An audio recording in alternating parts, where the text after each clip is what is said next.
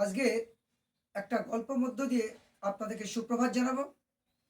কোনো এক দেশে একটা রাজকন্যা ছিল। সে তার বাবার একা। আমরা জানি রাজার অসুখ, কিন্তু রাজকন্যা একটা ভারী অসুখ ছিল। তার একটা মজার অসুখ। অসুখটা কি?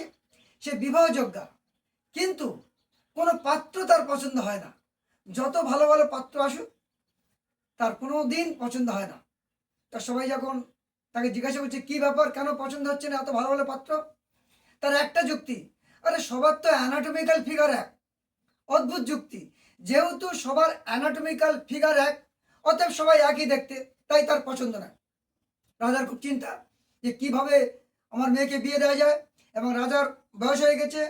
মেয়েকে বিয়ে দিয়ে রাজ্য অর্থ সব দিয়ে তিনি একটু শান্তি থাকতে চান, কিন্তু রাজকন্যা রাজি হচ্ছে না।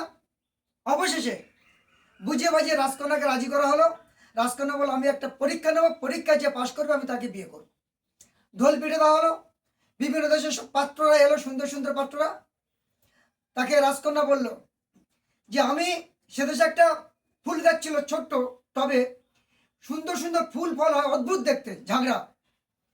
তা বলল, আমি প্রত্যেককে টব দিচ্ছি আর প্রত্যেককে বীজ বা দানা দিচ্ছি। যার গাছ যত সুন্দর হবে বা খুব ভালো হবে, আমি তাকেই বিয়ে করব। সবাই আনন্দ করে চলে গেল। একটা দিন ঠিক করলো, সেই দিনে বলে দেওয়া হলো সবাইকে আসতে হবে, এবং সেই দিনে সবাই আসলো এবং প্রত্যেকে সুন্দর সুন্দর গাছ নিয়ে এসেছে। এখন রাজকন্যা প্রত্যেকটা গাছ দেখছে আর বলছে, বাহ সুন্দর হয়েছে, বিউটিফুল। প্রত্যেকের মাথায় হাত বুলাচ্ছে। এইভাবে দেখতে দেখতে গিয়ে এক কোণে একটা ছেলে পাত্র, তার টবটা শুধু ছিল, তার টবে কোনো গাছ ছিল না। তাকে জিজ্ঞাসা করলো, তোমার কোনো গাছ নেই কেন? সে বলল, madam, I have tried my best. আমি অনেক চেষ্টা করেছি, but I have failed. All efforts are in vain. আমার সব প্রচেষ্টা ব্যর্থ হয়েছে। আমি সব ভাবে চেষ্টা করেছি, আর যেহেতু আপনার নির্দেশ, আমি আপনার নির্দেশ পালন করা আমার ধর্ম, তাই আমি এসেছি, আমি পারিনি। তখন রাজকন্যা কি করলো?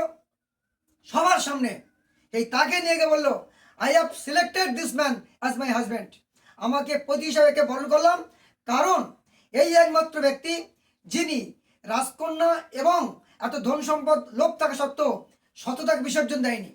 বাকিরা রাজকন্যা পাওয়ার লোভে, ধন সম্পদ পাওয়ার লোভে সততাগুলো বিসর্জন দিয়েছে। কারণ আমি প্রত্যেককে বয়েলড সিড বা সিদ্ধ দানা দিয়েছিলাম। তা সিদ্ধ দানায় গাছ কি করে হয়? সবাই অসৎ পথ দিয়েছে এই একমাত্র ব্যক্তি যিনি সততা বজায় রেখেছেন। তাই এই গল্পের মূল কথা হলো যে আপনারা সততা ধরে রাখুন, কোনো না কোনো জায়গায় গিয়ে একটি মর্যাদা পাবেন।